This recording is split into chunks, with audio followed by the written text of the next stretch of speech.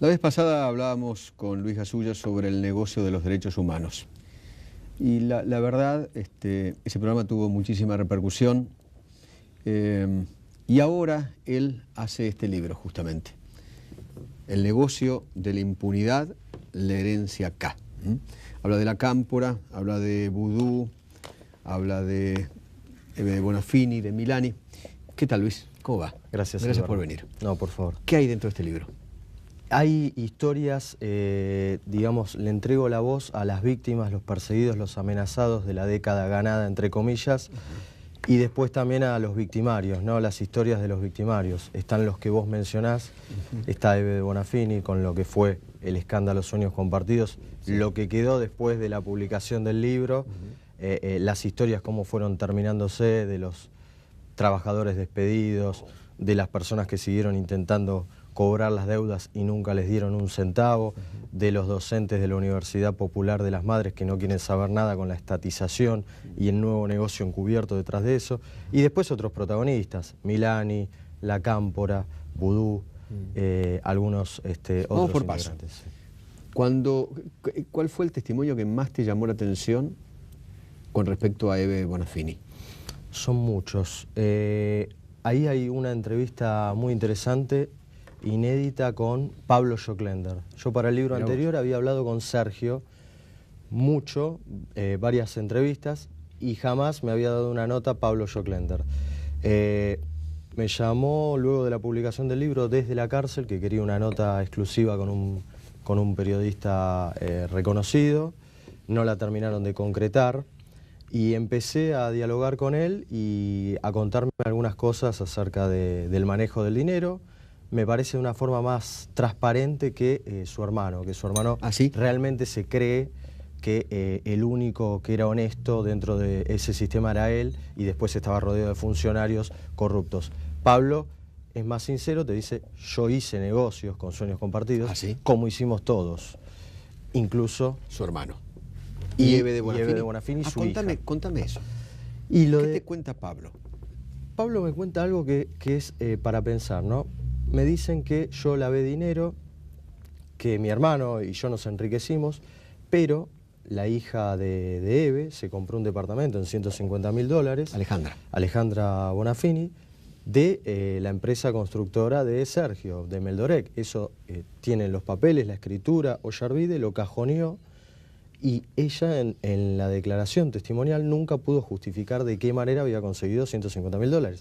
Él mismo me dice: yo estuve en el momento en el que Eve me grita y me dice: vas ya mismo a La Plata y le llevas el dinero a Alejandra para la compra del departamento.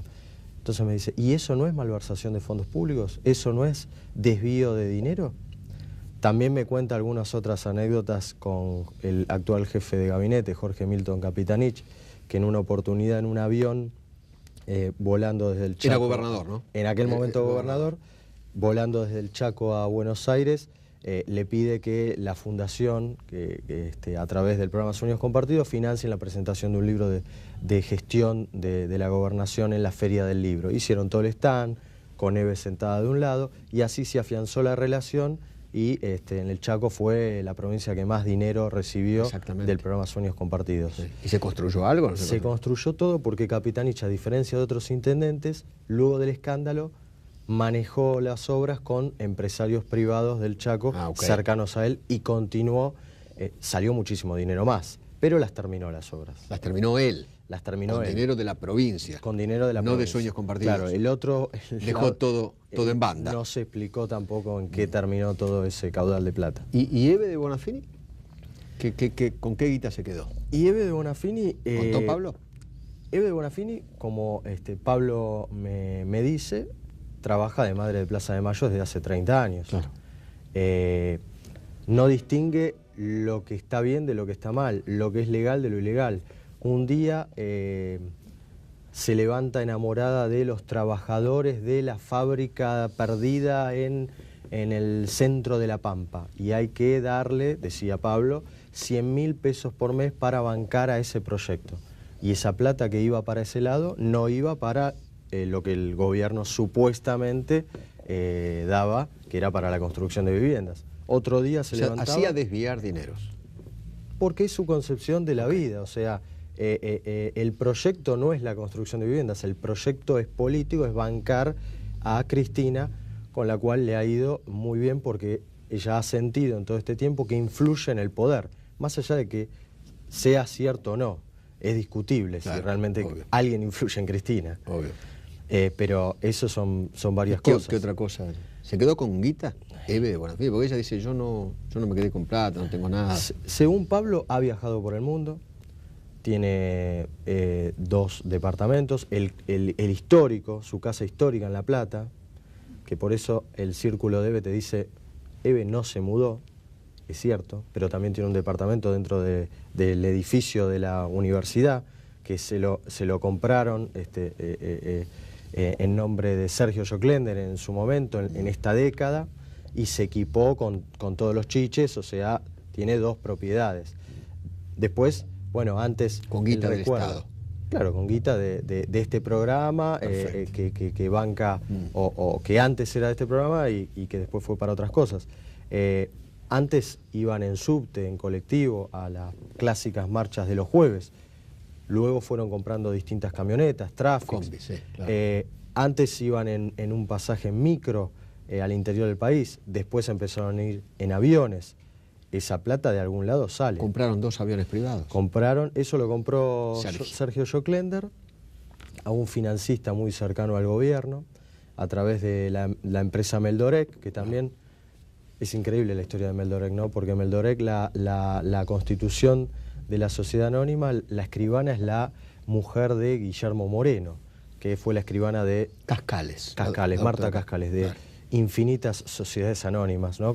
Esta Meldorec, conformada en el 2003 con 2 ancianas prestanombres, que hablé con familiares de ellas y ni sabían que estaban imputadas en la causa. Nadie las llamó a declarar jamás. Qué bárbaro.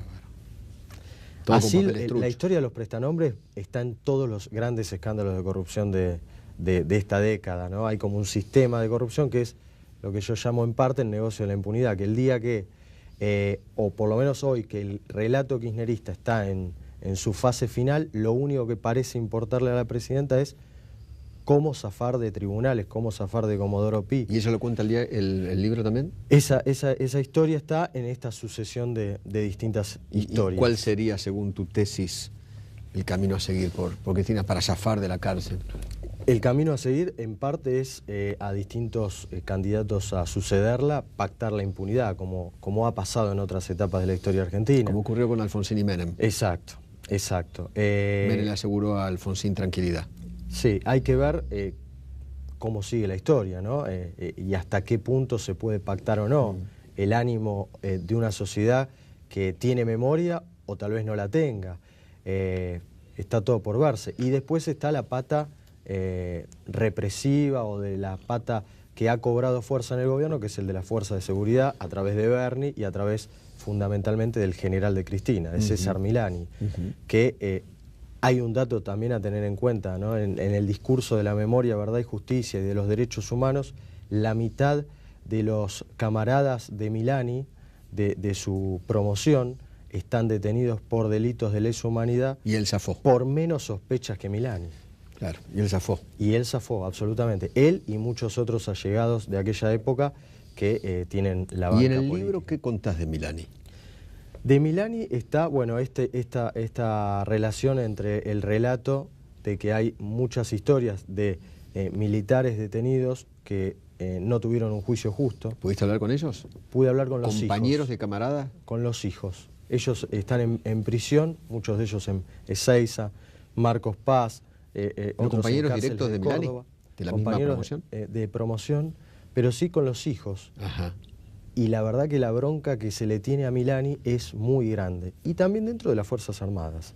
Hay mucha gente, no solo por lo que pasó en los 70, porque eso te lo pueden discutir los militares, ¿no? Pero sí porque muchos te dicen, mira, hace 30 años que estoy en el ejército, todavía estoy pagando mi casa y veo en un programa periodístico muy importante cómo mi referente tiene un auto 0 kilómetros, viaja por el mundo y dentro de la estructura militar no está bien vista, tal vez como sí en las políticas podría estar mejor vista el tema de cómo aumentó alguien el patrimonio personal, cómo le fue también en la vida. Sí. ¿Y qué otra historia te conmueve de estas? Lo de la tragedia de Once y La Plata. Me parece que las inundaciones en La Plata, ahora que está la mitad de la provincia inundada, es algo que nunca se terminó de saber exactamente. ¿Cuántos muertos? ¿Cuántos muertos? ¿Y cuáles fueron realmente Porque las el relato causas? creo que habló de 80, 80 y pico, ¿no? Sí. Pero ¿fueron muchos más? ¿Qué sabes? Primero, Daniel Scioli y la presidenta, que tenía una oportunidad para matarlo discursivamente y con hechos a alguien que no lo siente de su riñón, en La Plata lo dejó pasar. Más o menos se pusieron de acuerdo y no se investigó ni el gobierno nacional ni el de la provincia. Hablaban de 50 víctimas fatales. Hubo un juez que investigó, que no lo dejaban entrar a la morgue judicial, que era Luis Arias, que habló siempre de que el número era mayor. A mediados del año pasado se terminó contabilizando 89 víctimas fatales. Yo no me acordaba de ese número, 89 víctimas fatales. Y esta persona, este juez, dice que son más, que había indocumentados, que había personas que se les pagó para que no hiciesen el reclamo correspondiente. Nunca se supo a ciencia cierta cuántas fueron las víctimas fatales y también está por verse qué relación existió entre la inundación y la explotación de la destilería de YPF en Ensenada. Muchos vecinos que yo hablé con ellos dicen que el agua más o menos te llegaba a la rodilla y de repente hubo un caudal como si fuese un tsunami, que se llevó todo puesto. Y que el agua tenía, y eso lo dice Arias y está en la investigación, tenía petróleo. Entonces, ¿qué relación existió entre el tema de la destilería, si se cerraron o se abrieron las compuertas, para evitar un desastre mayor, que era la explosión de la refinería que se estaba inundando también? Sí, qué impresionante. Y ahí está después el desembarco, por primera vez, de Milani, del ejército, con la cámpora y esta apropiación de la solidaridad que llegaba de todas partes del país. Con las pecheras de la cámpora. Bueno, saludos a Juan Micheli, ¿no? Que se quedó sin trabajo después de esa pregunta. Exactamente, por preguntar eso. Al Cuervo Larroque, ¿no? Al Cuervo Larroque, exactamente. Y a eso fue la apropiación de la solidaridad. El famoso "La patria es el otro", que nace en ese momento, el lema de Cristina, y nos olvidamos de muchas otras cosas. Porque ahí hay vecinos, hay comedores, copas de leche que cuentan... ¿Hablaste con ellos? Sí, que decían, venían los chicos de la cámpora, los colchones que nosotros juntábamos, se los llevaban ellos. Y ellos los repartían con la pechera. Con la pechera, hacían política, a nosotros no nos barrían ni la vereda. Y bueno, historias sorprendentes de cómo algunas personas salvaron su vida de milagro y otras, lamentablemente, el agua se las llevó. ¿Me esperas un minuto? ¿Me seguís contando? Claro y vamos al capítulo vudú, obviamente. Ya venimos. Bueno, Luis, estoy leyendo aquí, en la segunda parte del libro, es Los Intocables. Lázaro y sus fantasmas, las cuevas, hay que salvar a vudú. A ver si podemos desarrollar esto. Y habla de la efedrina. Contame. Con el tema del narcotráfico, hay algo que me llamó mucho la atención. Yo trato de meterme con la historia de Cacho Espinosa, aquel empresario pesquero que es asesinado todavía antes de que Néstor asumiese la presidencia, en enero del 2003, en la puerta de su casa en Puerto Madryn, que aportaba a la campaña de Néstor Kirchner y que conocía a Julio De Vido. La persona que es señalada como que le da el disparo que lo asesina es el Visco Segundo. 10 años después aparece el hermano de Segundo, Omar Segundo, que era aquella persona que estaba al frente de Alpesca, la pesquera más importante de la Patagonia, que cobra noticia nacional porque encuentran dentro de las cajas con el pescado... La Operación Langostino era. Exactamente. Claro. Casualidad, el hermano, otro dueño, otro contratista que no se sabía cómo había llegado a tener la empresa pesquera más importante, era el hermano de la persona señalada, el sicario señalado, que había asesinado, rematado a Cacho Espinosa. Ambos dos con vínculos políticos en la Patagonia. Y lo de la efedrina, bueno, lo estamos viendo ahora con la investigación de Servini y de Cubría. Lamentablemente los hermanos, ¿cómo se llaman? Espinosa, no, los hermanos Zacarías. Luis, Miguel y no recuerdo el tercer nombre, pero los vínculos y los nexos. O sea, vínculo directo con Casa Rosada. Con Casa Rosada, sí. ¿Con quién, efectivamente? Y ahí hay varios nombres. Uno trabaja en ceremonial y protocolo. A mí me cuenta, esto no está en el libro, pero me lo cuenta una persona que conoce a Zacarías, a uno de los Zacarías, que en el cumpleaños de la hija de 15 le mandó las felicitaciones la propia presidenta de la Nación. O sea, hay un vínculo de amistad. Esto no tiene nada que ver con que sepa o no, pero los Zacarías tenían peso, por lo menos hasta hace poco. Tenían libre tránsito y estacionamiento de la Casa Rosada, digamos. Podían entrar y salir. Sí. Y ahí lo que sí está en el libro, la historia de un prestanombre, el tipo que vive en una villa de Quilmes y que fue el máximo comprador de efedrina en la historia argentina. No tiene dónde caerse muerto, pero con su nombre alguien compró más efedrina que nadie en este país. Una cantidad impresionante. Bueno, y el titular del Cedronar está recontraenganchado en el tema. Está procesado, el ex. José Granero. José Granero, dicen de odontólogo. Sí, el odontólogo de Santa Cruz. Exactamente. Dicen de que sus segundas líneas no respondían directamente a él, más allá de si respondían o no, tuvo varios errores políticos de no saber rodearse, ¿no? Enorme. Y Lázaro, ¿por qué lo pones en el rubro intocables? Porque me parece que los intocables, más allá de la suerte de Cristina, van a ser eso, intocables. Es cierto que lo de Amado Boudou parece desactualizado, ¿no? Hoy Amado Boudou está siendo investigado y da la impresión que la justicia al único funcionario que le abre causas y lo procesa es a Boudou. Yo creo que igual Boudou no me lo imagino preso. No a Boudou. Ni a nadie.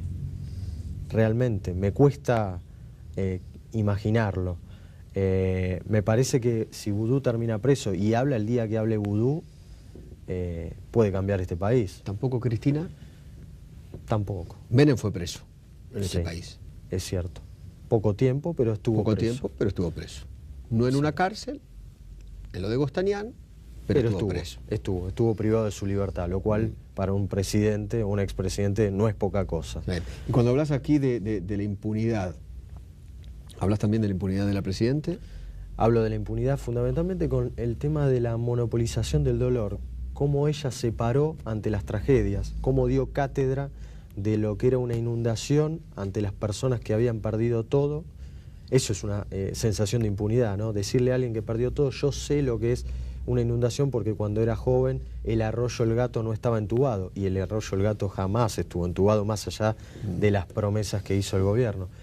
Cómo se paró frente a los familiares de la tragedia de Once, cómo les dio la clase de lo que era el dolor y como si una muerte tuviese más valor que la de otra. Y ahí está la historia de la familia Ojeda, que habían perdido a Carlos Garbullo en el 22 de febrero del 2012 y cómo tuvieron el encuentro con Cristina después de que la madre tuvo unas declaraciones en televisión, en el programa Telefe, seguramente lo vieron en Casa Rosada y la mandaron a llamar, inmediatamente ella se presentó y tuvo un desencuentro porque mientras que la presidenta hablaba con la hermana del Cuervo Larroque, que está al frente de ceremonial y protocolo, ocupando el lugar que antes tenía Miriam Quiroga, la ex amante. Se decía que era amante de Néstor Kirchner.